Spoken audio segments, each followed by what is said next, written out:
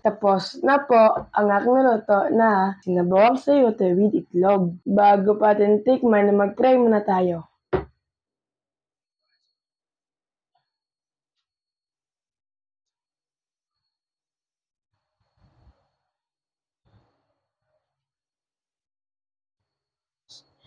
Amen. Tikman na po natin.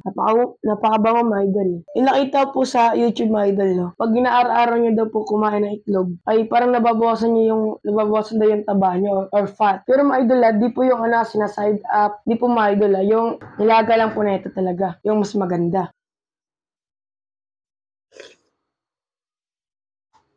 Sarap na ito mga idol. Sasabaw tayo mga idol, no? Tikman natin.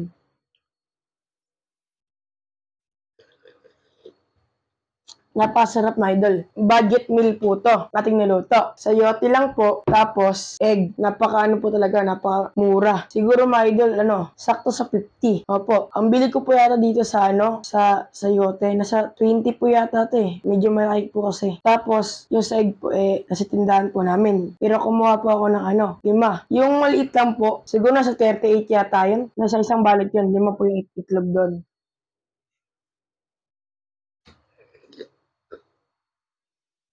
At napakasulit din po talaga. Pag may sibuyas pa mga idol, yung itlog na lang po at yung sayote yung bibilihin nyo. Sulit din mga idol, no? Kaya na pag tigulan, talaga magusto nyo talaga to. As bite.